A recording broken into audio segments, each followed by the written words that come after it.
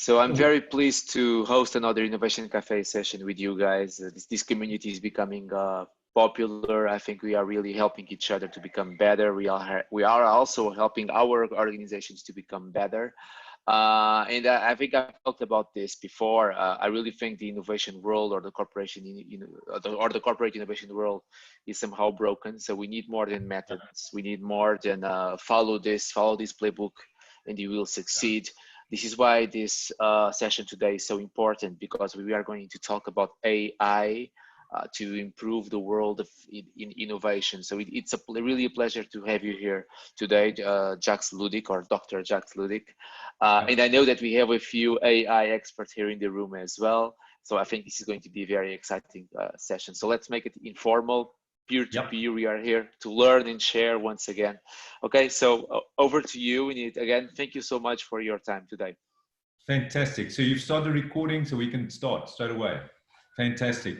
Thank you very much, Hugo. I really appreciate the opportunity just to speak and explore, and we can keep it super interactive. I do have some slides that I'm sharing here, but I'm very happy to address any specific questions that people have.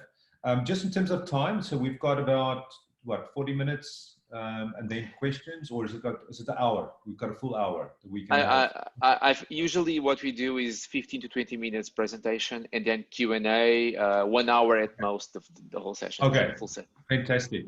Okay, so this is I'm going to quickly start. I just want to highlight a few things just to set the scene in terms of I'm looking at the world, and maybe I'll also give a little bit of background on myself in terms of where I fit in and how I see things. So this was a recent presentation that I did. Even on the national level, we do have these discussions around AI. So this was an AI dialogue organized by people that's participating in the Fourth Industrial Revolution Commission, and it was organized by some universities, and it was initiatives. It's actually initiatives between academia, as well as the public sector and private sector kind of participation. And we were particularly talking about innovation and how to operationalize AI in a smart technology era. So I thought, given we want to talk about AI, we want to, and I thought this is maybe a good way to anchor today's discussion. And so I'll just very quickly, just to quickly talk about me specifically and how I think about it. I think as a human race, as Homo sapiens, we live in a very interesting time where we can use technology for the better or for the worse. And my massive transformative purpose, and also the organizations, the companies that I'm involved in, as well as the Machine Intelligence Institute of Africa, which is a non-profit organization, is really how to shape a better future in the smart technology era. And obviously, and technology alone can't do that. We obviously talk about society, social engineering, there's economics, we probably need to re-engineer capitalism or just the economy, and there's a bunch of other things that we need to think about.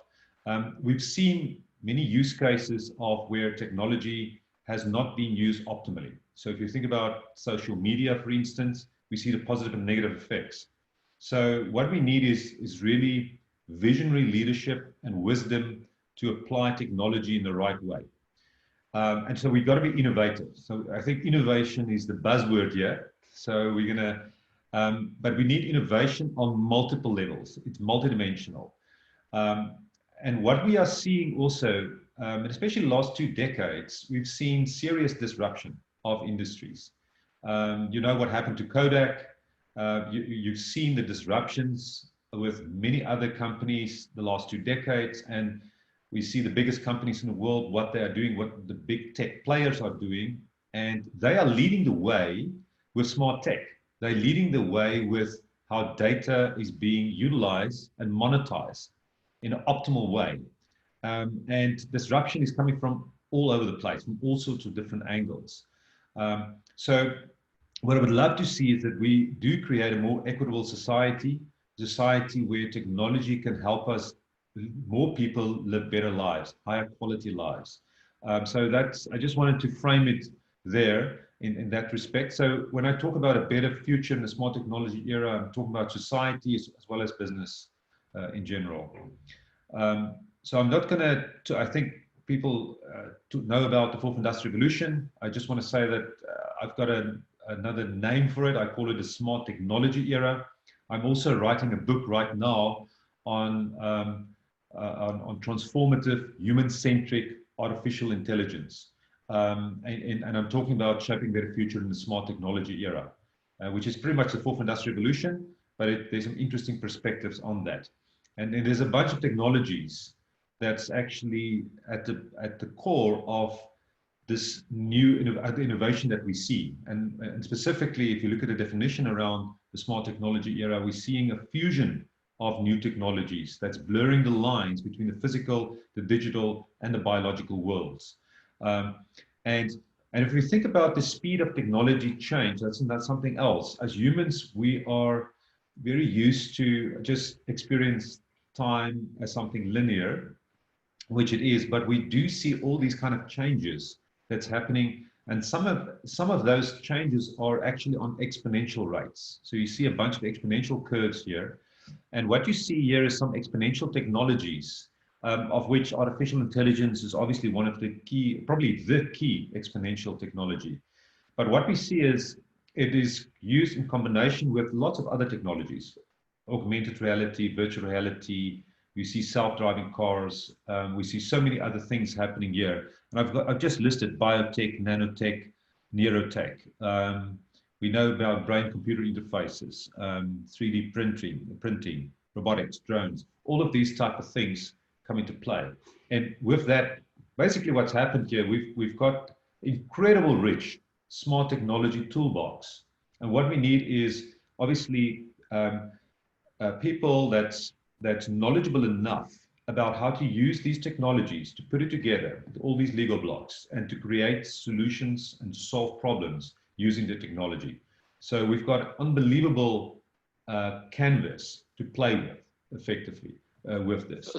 Sorry to interrupt. Yeah. Can you make it full screen, please? Oh, yes, I can. Sorry. So maybe sure. Thank you very much. Yeah, sorry, it's a bit small, that one, yes. Okay, there we go. Okay, let's see. Is that better? Can you see? Maybe I can just reduce that. Now you can see everything. Can you see the screen? Yes, you changed slide, but we can see the whole screen now, so it's great. Thank you. Okay, fantastic. Okay, we'll move to. I'll get off the screen, then we can do a face-to-face again. So I just want to go through a few things here. So this is an interesting slide. It's actually a slide I think it's in SoftBank's. It comes originally from SoftBank, and the way they're looking at the world is, if you think about the last, well, in terms of business value being unlocked, but basically what you see is that obviously agriculture, fishery, metals originally was the main industry for unlocking business value. And you can see after that industrial and financial space, and obviously all of the industries still participating, but you can see here from the 1995, the internet era, with the Googles and the Facebooks and even the Amazons and so forth.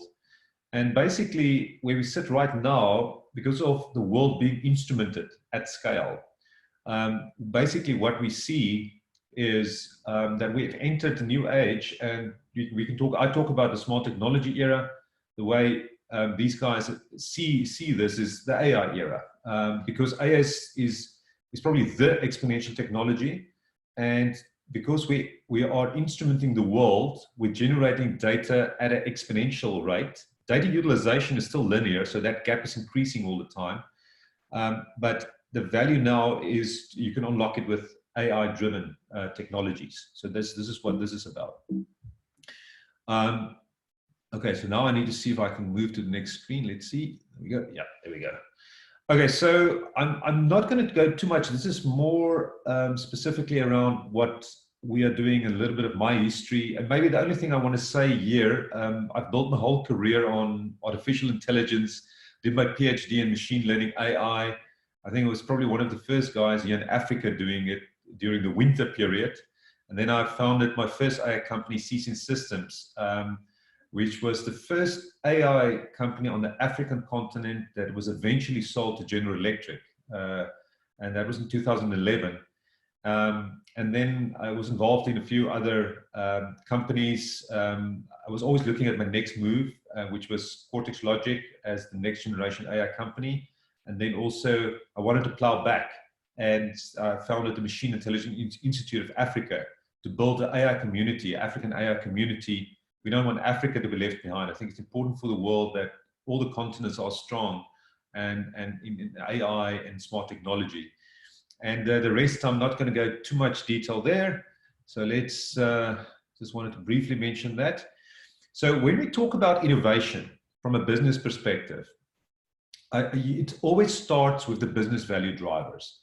So the business value drivers to thrive in the smart technology area, think about that, it still goes back to what makes a business tick, what makes a business work. So for me, there's really two big areas. There's the industrial world, and then if you think about the retail finances, you can look at all the other industries that's more consumer facing. So for consumer facing businesses, it's really all about real-time, on-demand, digital, personalized service delivery at scale. And for that, you need a 360-degree view of the customer so that you can actually provide that services. And we see this already with YouTube and Uber, Airbnb, and Facebook, and all these kind of companies, Netflix, Amazon with recommendation engines and so forth.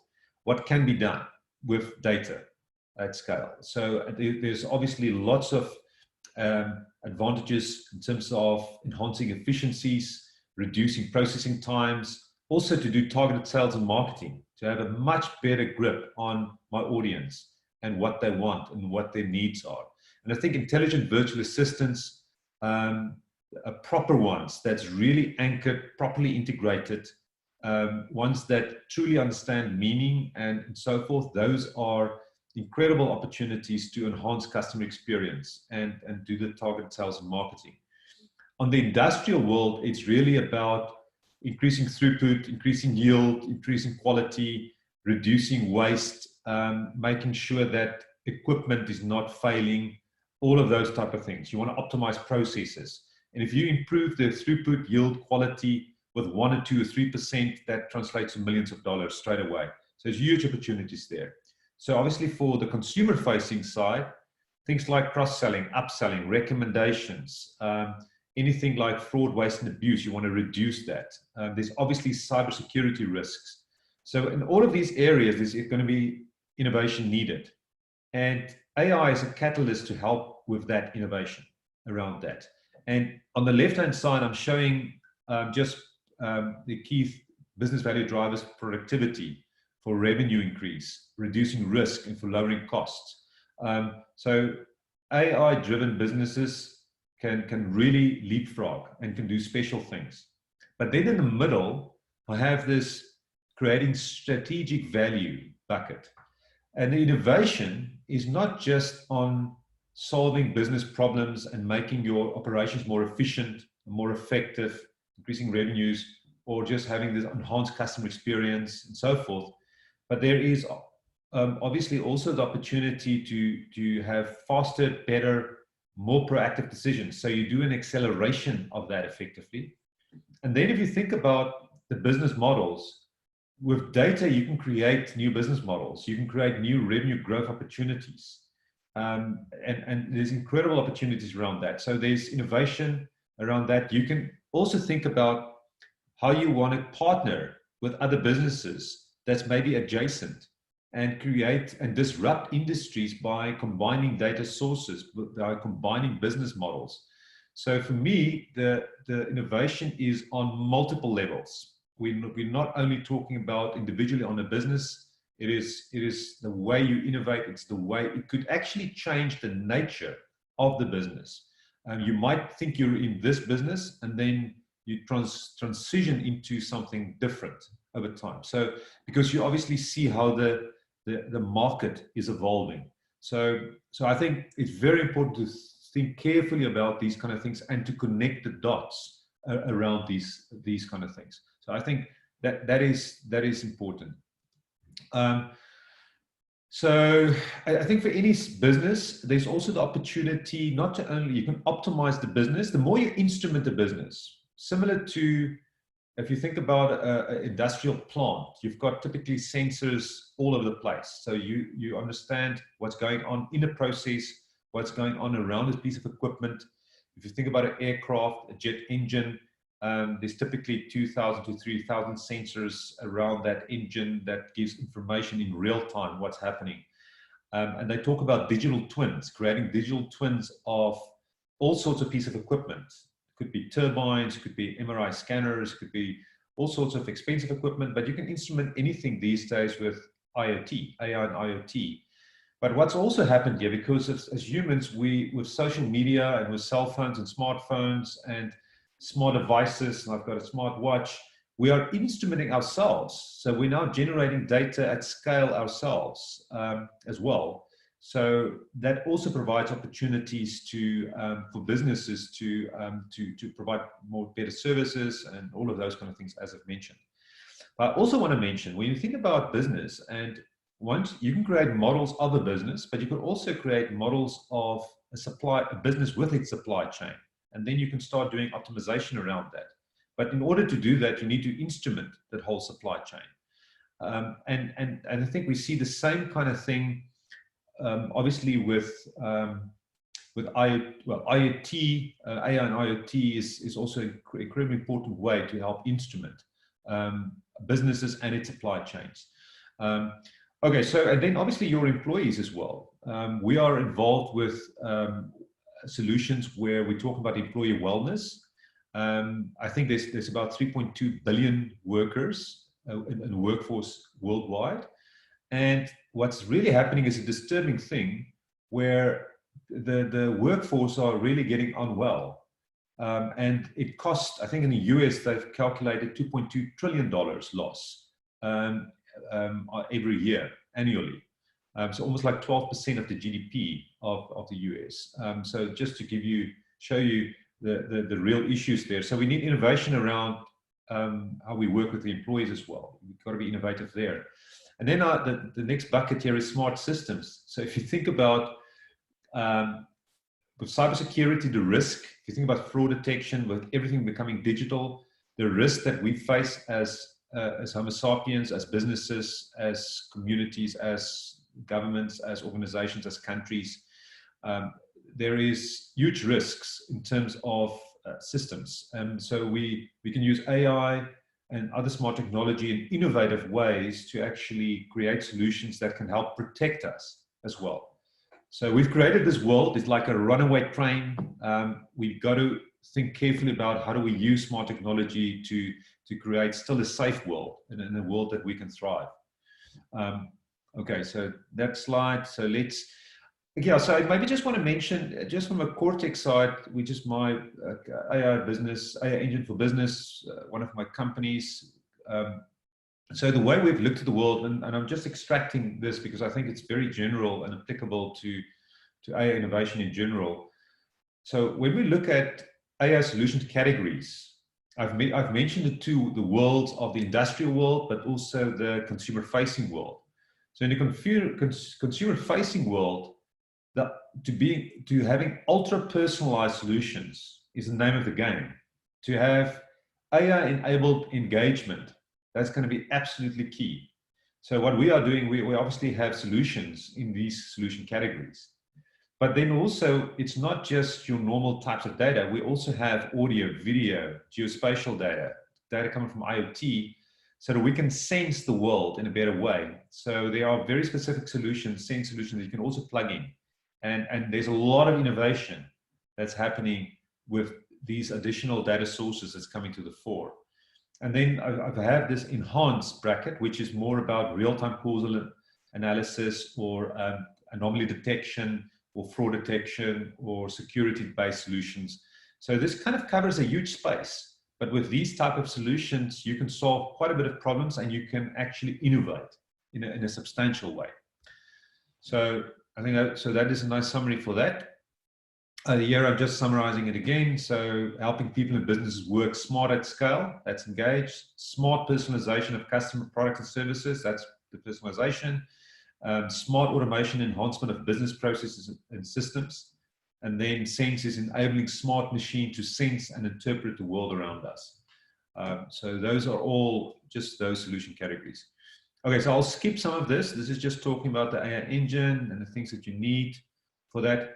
I just want to quickly reference when we talk about innovation, and I'll soon pause so that we can take some questions as well. I do have a second section where we're talking about innovation from a different perspective, but I just wanted to make it more practical. So these examples that I'm displaying on this particular slide is just some recent ones that we've been involved in across consumer-facing businesses as well as the industrial world. So just to give you an example of some of the innovations that's happening. So in one instance, we have a retail customer with 8 million loyalty scheme members. And what we started to do is to implement Amazon type smart personalized recommendation for these retail customers. So they can have that kind of level of recommendation. So that was one thing. Another one that's huge in the financial services sector is to do dynamic price optimization and prediction. In this case, it was for home loans. And if you increase if it's just a few percentage increases of say the home loans market, that translates to, in our case, billions of rands. So if you get that right, so it's a high value problem. And that's what I like about AI and applications in the smart technology era, is that you can have a major impact on a business by having the data properly mined and implementing innovative solutions so you can do these kind of things. Another thing that we are doing, and we've got a huge focus on this, and we've already seen a lot of chatbots and so forth, but I think we're entering this decade also a new decade where we're taking chatbots or intelligent virtual assistants to the next level. And the way you do that is by having ultra personalization and obviously accessing multiple data sources, and also having more state-of-the-art AI to understand intent and meaning. And that's exactly what we implemented. And what we've done is we've built a really incredible solution around wellness, personalized wellness. So that is a very nice example as well. Then there's other things like churn prediction. We're talking about significant cost savings. The other one is, if you think about just utilizing personalization, is intelligent customer communication automation, where you can have machine learning reading emails, understanding the intent, reacting, routing emails, but also looking at attachments, putting the emails and attachment into buckets, and interpreting that at scale. So those are examples of things that we're also doing. Fraud detection is another one. And then there was also in the medical healthcare space, just you can apply AI to do dynamic risk scoring for hospital benefit management. So we built models that actually predict the length of stay in a hospital. And it's quite interesting to think about COVID-19, because obviously you get various use cases and so forth. But in this particular, if you think about medical schemes, and this is a medical scheme administrator, it was important to understand length of stay and cost of those kind of things. And then what they want to do is, we do see a lot of fraud, waste, and abuse with this. So they want to make sure that they identify the exceptions. So this is about significant savings through exception management. So that's that example. And then I've got one example here, and there's many, many, many. My previous AI company, Seasoned Systems, we did quite a bit of work in the minerals, metals, mining, industrial industry, the energy industry, and manufacturing industries. And in this particular case, it's about AI-driven automation of mining operations to increase the revenue and reduce risks. If you, again, instrument a specific piece of equipment, and you can make sure that you ensure uptime, but you also make sure that you optimize the predictive maintenance, the maintenance around this, there's a huge potential, and we've got some very interesting use cases there. But I'll leave it at that. I just want to quickly mention, so one example, I mentioned the intelligent virtual assistants in terms of wellness. So here's an example of intelligent virtual assistant that provides information and personalized advice and coaching and guidance with respect to healthy eating and diet, exercise and fitness, mental wellness and health, and also chronic lifestyle diseases. And what we're doing is we've got a rich AI data-driven backend that's mining the data so that one can do intelligent and relevant personalized user interactions and nudging as well. So there's a bunch of knowledge bases that we have. Just to quickly show the thing here, the problem here is there's about 8 risk and behaviors that's driving 15 of the chronic conditions that's accounting for 80% of the total cost for all chronic illnesses worldwide. Diabetes, coronary artery disease, hypertension, all of these as well. So instead of having a chemical solution where you use pills and all sorts of things, there is a better solution where you can be preventative around these kind of things. So we are building some state-of-the-art solutions around these kind of things as well. And you can also then say we're not only doing health wellness, we can also look at financial wellness, and you can also build holistic, dynamic 360-degree profiles of health and financial wellness, and do these kind of things. So I want to mention that. So I'll just, this is just showing examples of that. I'm just going to, I don't want to go too much detail there. I want to leave some time for discussion. Skip security. So I just want to, maybe the last part here before we can go open it up.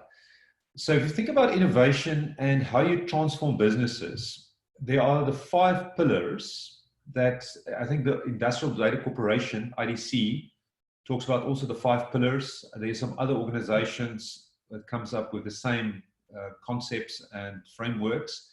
So the 5 elements of successful, innovative AI transformations is really intent, which is more about the strategy, data, technology, processes, and people. And if you think about intent strategy, you obviously need to understand, again, the business value drivers. What is the solutions that you want to implement? What is going to be your biggest bang for your money? What is going to provide the quick wins? So those are very important. You almost start there.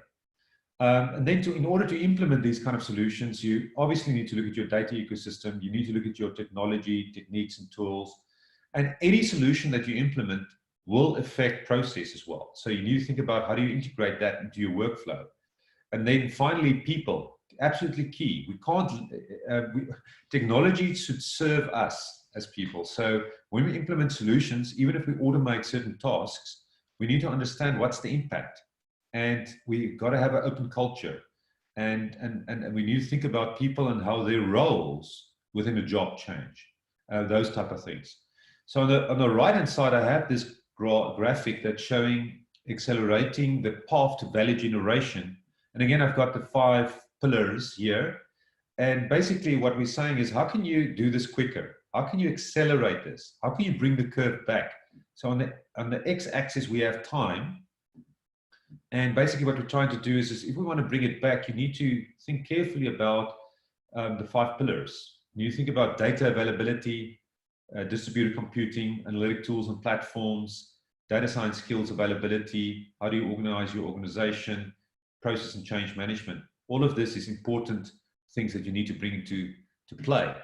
And what you can do, this is just drilling down to a bit more detail about these catalysts to generate business value. And it just shows a little bit more of the things that you need to do. And typically what we find when we deal with customers, data is typically in silos, and you need to, and they struggle to bring it all together. So you need to automate and to create AI-driven, real-time machine learning type of solutions, AI-driven solutions. You need rapid access to all available data. So that's absolutely key. But then again, you also need to identify fit-for-purpose AI tools. What we also recommend, if they want to move quickly, that you partner with AI companies that can help you accelerate. And agile, being agile, test and learn, We are applying it for ourselves. We recommend that highly for companies as well. And then you need to integrate AI into the workplace processes. You need to optimize human-machine interface and all of those kind of things. And you also need to have an open collaborative culture. You need to build trust in AI's insights and systems. And you've got to reskill the workforce to ensure complementarity. So these are all very important things to implement AI in a responsible way. So I think that's absolutely key. And then what I will also do, the Industrial Data Corporation has got this big data analytics maturity scope framework where you can actually look at a company and you can look at those 5 things that I've just mentioned: intent, technology, people, data, processes. And you can see how can we get to an optimized state for each of these 5 pillars. And you can measure this over time. You can't manage what you can't measure. So if you start instrumenting, you looking at where you are you in an ad hoc state? Are you in an opportunistic state or repeatable state, managed state? You want to obviously be in an optimized state. So you want to drive all these 5 pillars to that. So one can be very systematic in the way you operationalize and create these innovative AI solutions. So that slide covers that. There's also a framework for identifying AI opportunities. And maybe because we're talking about innovation, let me just very briefly talk about it. So you can almost specify, if you look at the x-axis here, we're talking about work complexity, and the y-axis, we talk about data complexity. So if you think about work complexity, if you look at the left-hand side, routine, predictable, rules-based, as opposed to ad hoc, unpredictable, judgment-based. So work complexity can vary like that.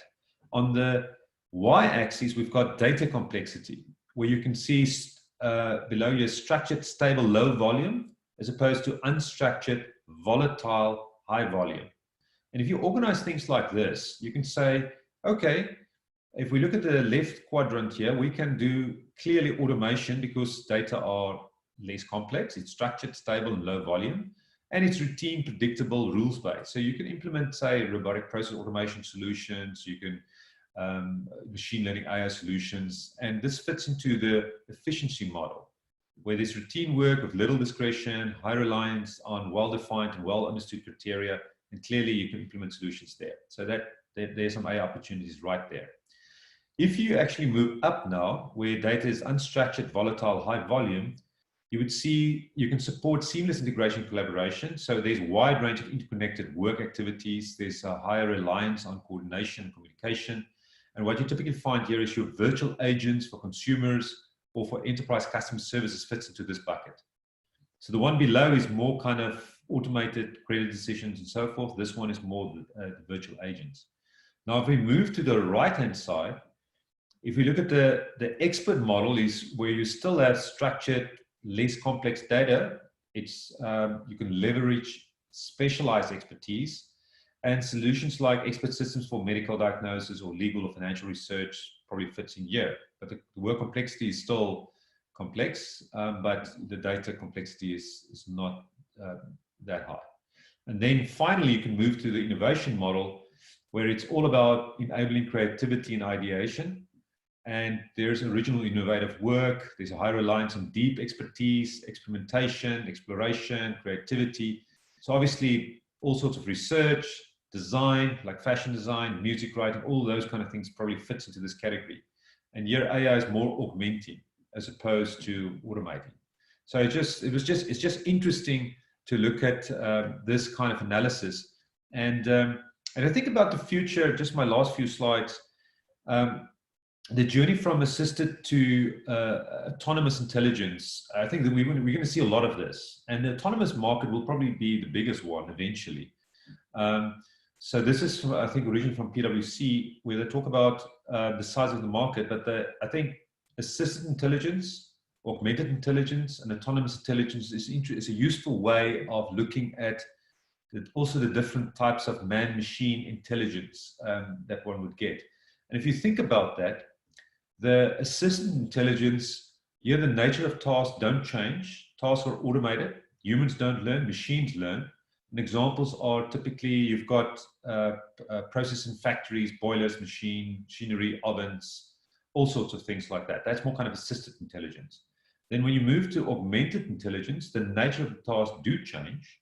Humans inform machines, machines inform humans, and could be things like business strategy analysis using machine learning or smart clinical decision support.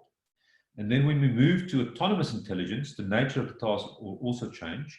But here decisions are automated. Machine learn continuously. And we see this with self-driving cars, autonomous vehicles, smart investment. We know with trading, we've got 24/7 type of trading solutions and implementation. So those are examples of what we can expect going forward.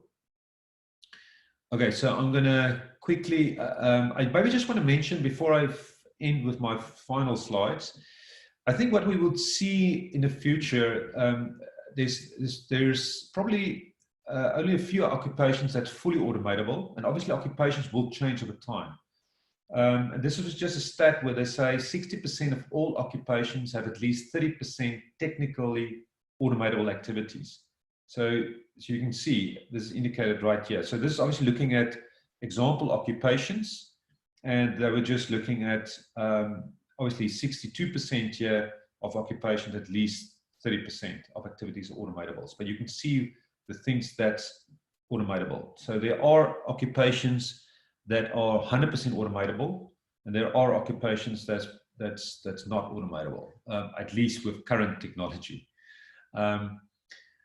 So just before my final slide, so I think also very important, one needs to think about AI and the risks involved. So potential harms from AI-driven or algorithmic decision-making is important to think about individual harms and also collective social harms.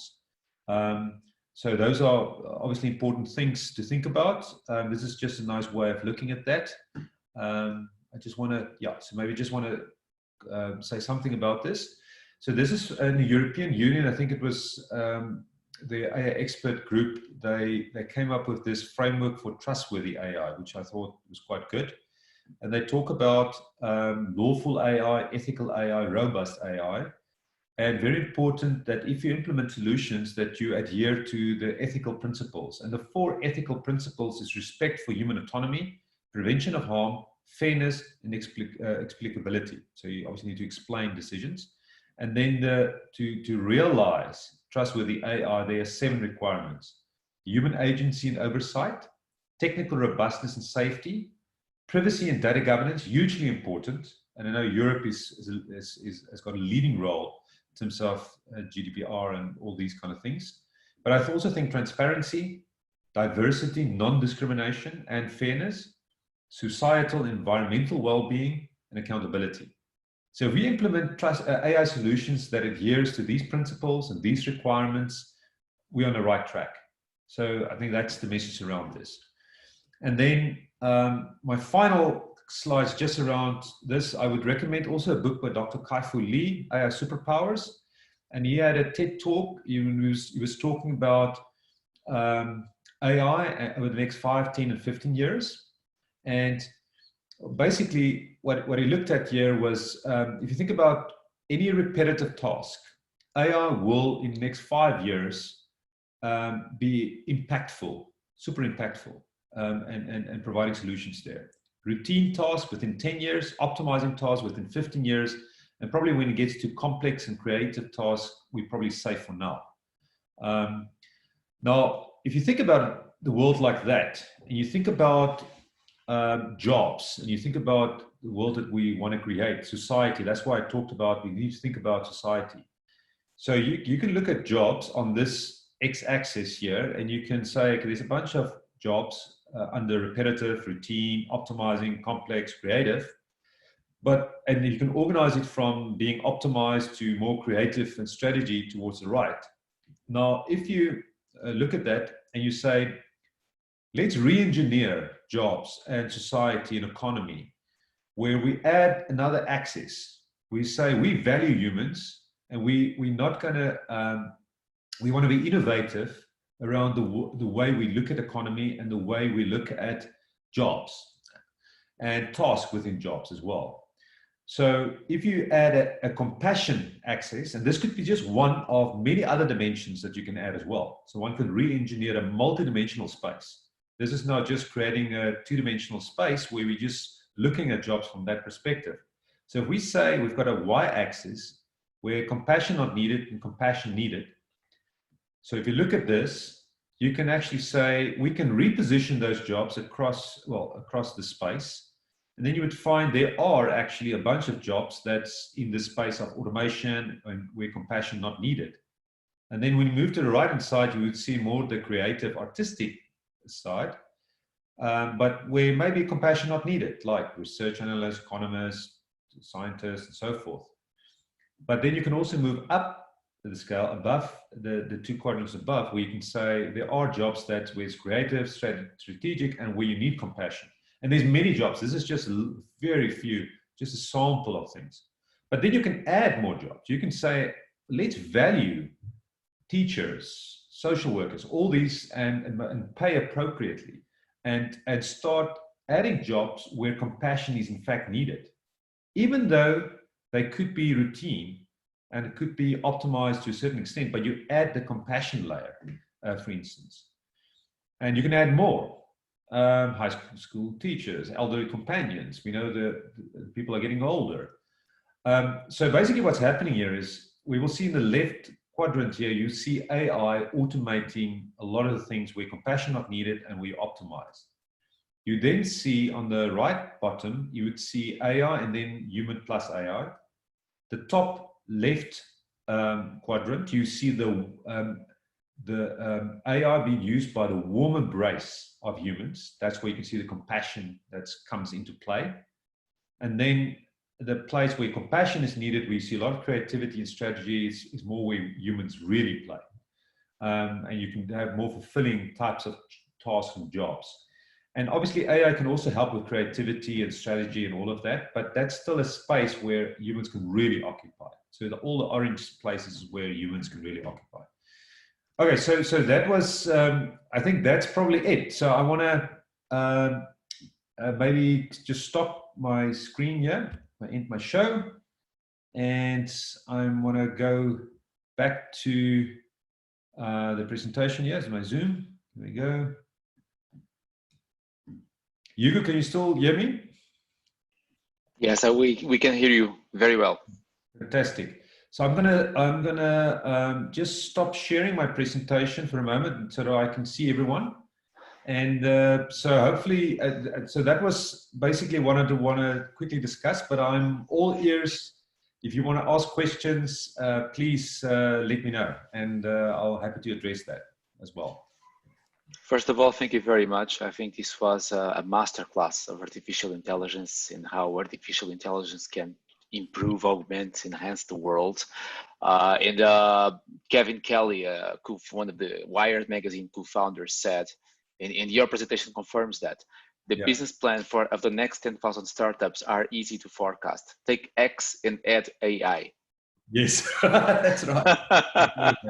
And I think your presentation proves that pretty well. I have one question because I'm curious about your business model. I could see a few AI, let's say, or machine learning, deep learning, neural networks engines that you guys developed. Are you selling that as a service, as a product? What is your business model all about? How ready are those models, algorithms? Yes. Yes. So this is the interesting world. So my previous AI company, CC Systems, we wrote everything from scratch. It was before open source. Well, open source really took off in the mid 2000s, maybe latter part of that. So upon my students, we wrote all these. I've personally written. Hi. I've personally. Hey. So we've been involved in that in creating product and solution AI engines. Now, in terms of what we're doing right now with Cortex Logic, so we create an AI engine for business, but it's slightly different because we live in the API economy. API stands for Application Programming Interface, and it's plug and play components. You've got lots of different APIs. So we've got proprietary APIs that we write ourselves. There is open source APIs. If you think about the AI world, when you think about what Google what making available of TensorFlow, for instance, what Facebook is making available, PyTorch, and all these kind of tools and open source stuff that's available. That's the way of the future. So clearly things are moving towards software as a service, cloud-based, platform-based solutions where you utilize APIs at the back end, and so you can scale with these kind of solutions. So the way I'm looking at this is, yes, we've got proprietary stuff, there's commercial APIs, we're interested in best of breed, there's open source, and you can start combining that in creating valuable solutions for customers. And typically the stuff is embedded as a software as a service or platform as a service or kind of cloud-based as a service type of solutions. And obviously you can implement on-premise, but you can also have it in the cloud. So I think the age that we live in now, 2020, it's about being masters of that smart technology toolbox that consists of all these building blocks and Lego blocks, and the ability very quickly to innovate and put this back at scale. So that's how we created our AI engine for business with all those solutions. But what we've done is we also live in the age of, we see this scalable platform businesses where you can be super disruptive. So we're not just interested in innovative, just AI specific solutions. We're interested in disrupting, not only disrupting, but creating better solutions potentially for industries, creating better platform businesses, because we see a lot of examples. We see what Amazon is doing. We know Uber, Airbnb, all these businesses, but there's incredible opportunities to create domain specific platform businesses that solve problems. And typically, in our case, we want to be as impactful as we can. So it's super important to actually make sure that you use all these building blocks, all these solutions, into solutions that's really making an impact, but in a scalable way, and typically a platform-driven way. And that's what we've actually evolved the business from just providing enterprise AI solutions to one that's really starting to zoom in and focus on scalable platform businesses. So, and again, that's cloud-based. You have solutions that's obviously on the mobile apps, Android, iOS.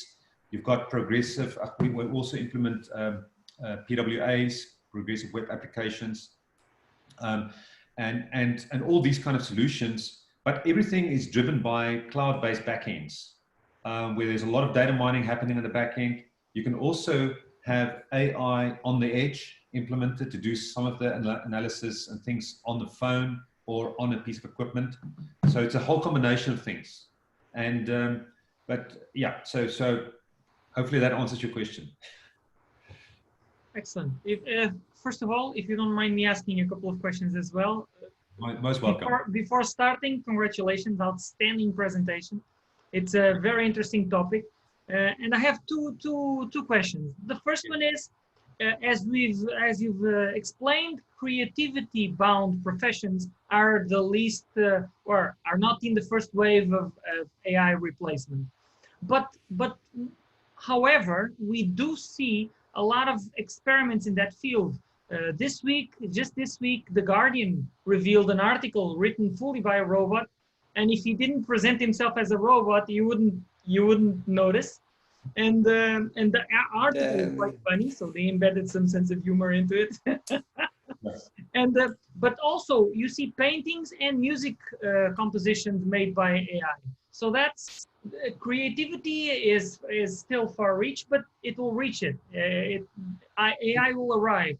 So Yes. that's the first. The second topic is regarding the ethics, that a theme that you also approached. Autonomous driving is an example. Autonomous driving is arriving, and the way a car will behave in front of a human in a crosswalk, and the brakes fail, does it hurt the human in the crosswalk, or does it hurt the human inside driving? So those sorts of questions are coming up.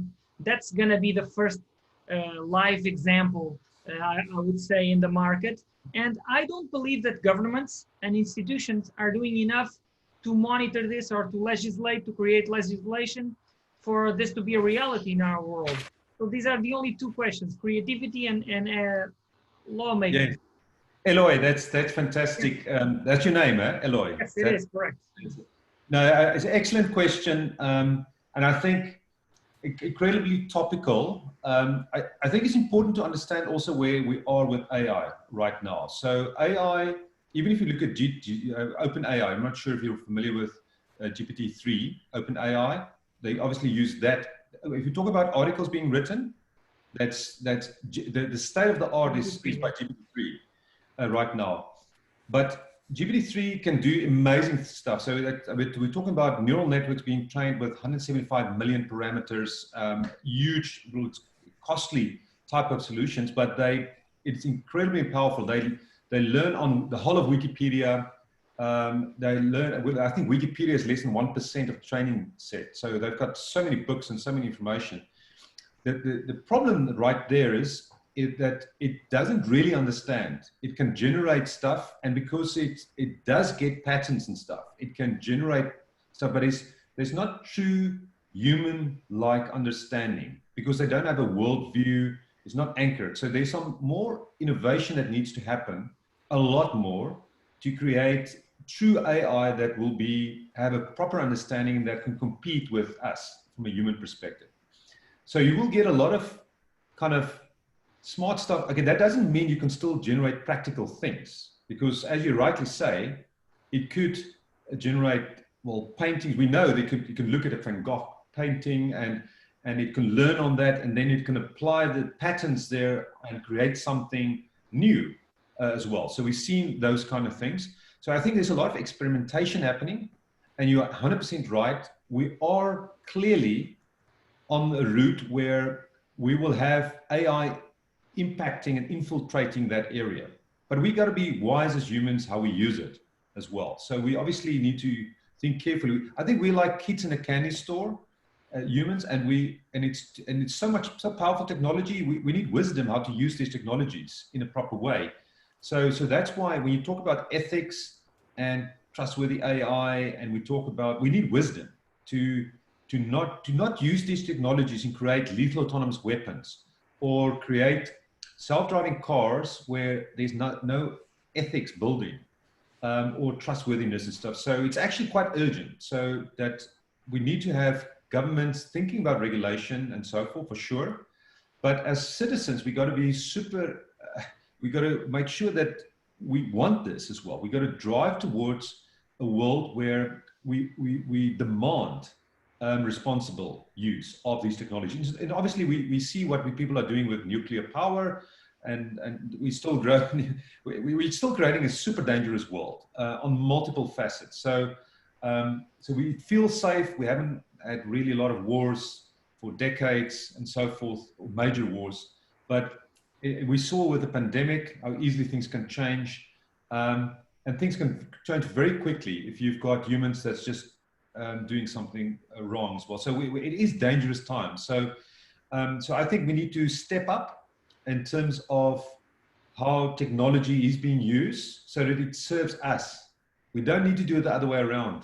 We don't need to do it. So that's why I'm writing this book on transformative human-centric artificial intelligence, and it's really focused on what is the future that we want, and re-engineering, and think carefully about that, and then building solutions to get to that world. But we're going to need a lot of stakeholders. It's not just business that would solve it. It's going to be government. We need to work together as a society, as a Homo sapiens, because the problems that we face is not just national. It is global. And even if we try to be nationalistic, and we see that tendency right now, climate change, if you think about lethal autonomous weapons, nuclear, there's many others. That's impact. It's across borders. We're already connected. We've created a nervous system for Homo sapiens, effectively, right? So we're not going to get rid of that, even if we try to silo things for a little while. So you touch on so important points there, and so there's urgency needed to look at both those areas. Thank you. It's a pleasure.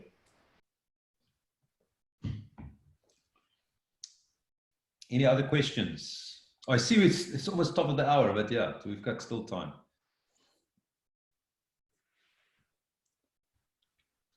My question is more on a practical business level. I mean, we know the advantage at building AI or introducing AI in processes and automation and in a business.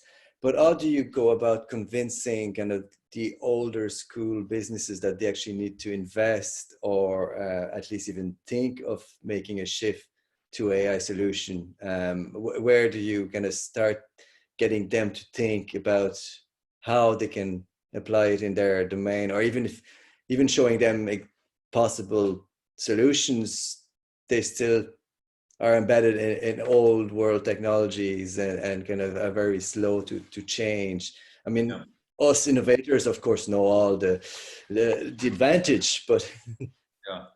No, Eric, you're 100% right. So what we find, I've seen a little bit of a shift the last year or 2 or 3. I've been in this space providing business solutions, operationalizing AI for about more than 2 decades now.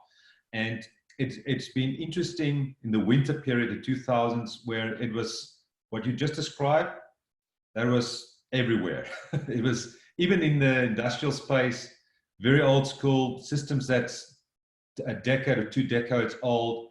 Then you need to instrument, you need to put the infrastructure in place. But I think what we've seen, because of social media, and you see what the tech giants are doing, I think we see disruption happening. So what I observe is that there's more kind of, it actually trickled up to the executive management level, and we engage with them as well. So what I do is, for instance, we recently, it was last year, we for instance sat with the executive management of a company, and then we brainstorm with them some of the top quick win impactful use cases. And then you decide, okay, let's just implement one and see the impact of that. And obviously you need the domain expertise, people that understand their business, but then you obviously come with your tech and technology expertise and understanding what data is available, how you can apply technology, and what you are actually able to do to implement that kind of solution in that scenario. So it's the match of the business, the domain expertise, and the technology smarts to bring it all together. And then when you prove it, just a quick proof point, and it could be a quick win within a month or 2, then you get the ball rolling. So I think for me, that's been our recipe.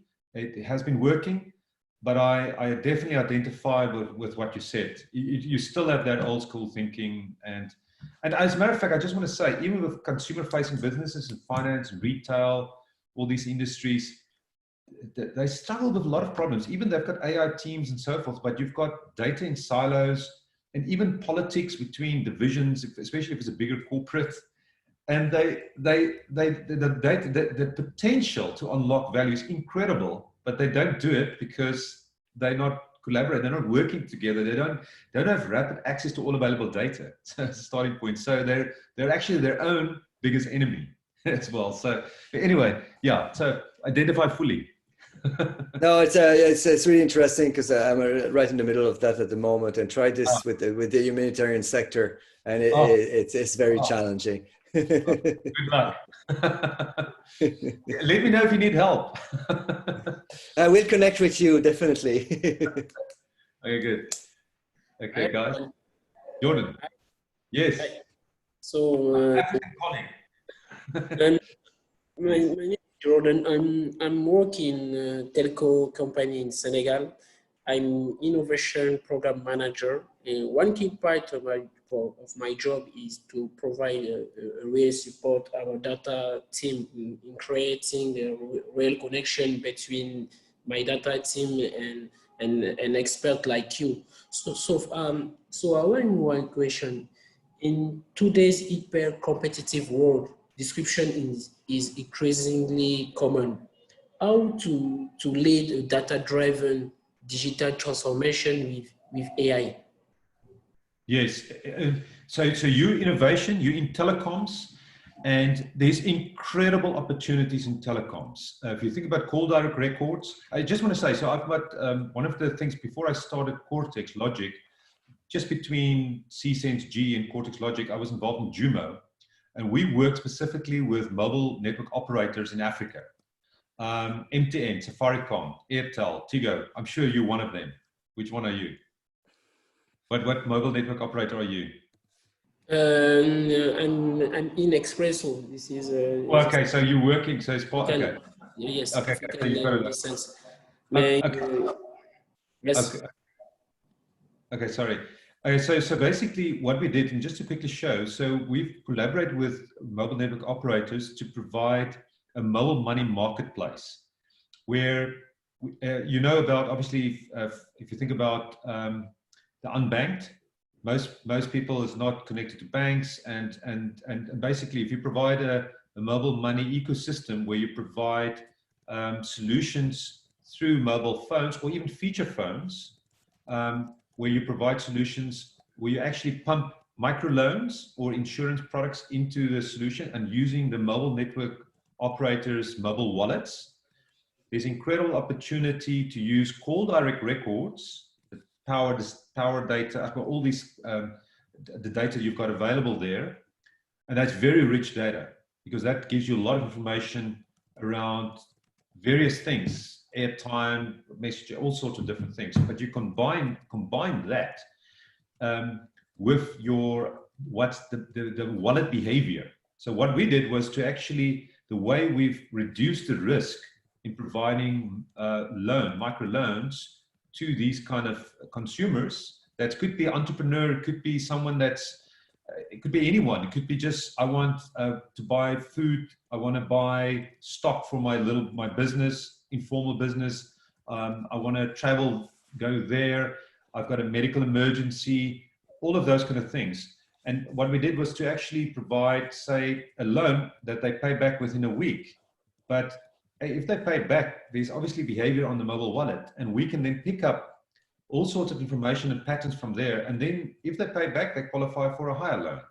And in that way, you use call direct records to look at the risk. You're looking at the mobile wallet behavior, and together you can actually provide a nice solution. And you can look at risk, affordability, all those kind of things. So that was just an example of where I've been personally involved to build a whole data intelligence organization around that type of data.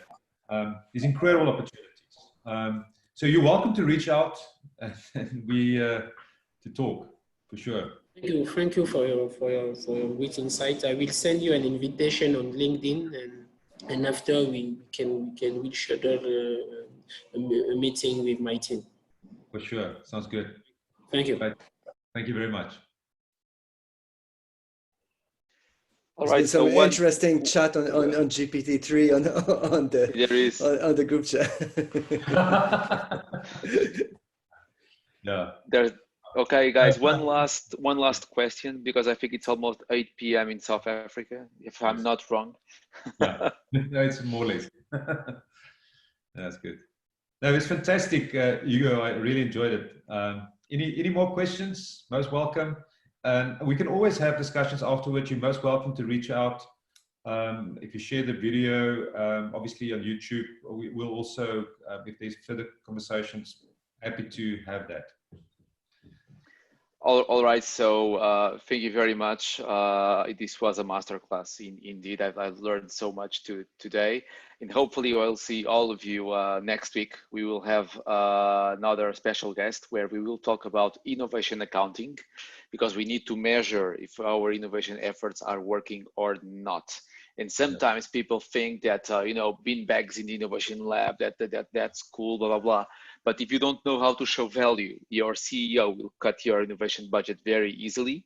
And the speaker will be Dan Thoma. Dan Thoma is probably one of the worldwide experts in innovation accounting.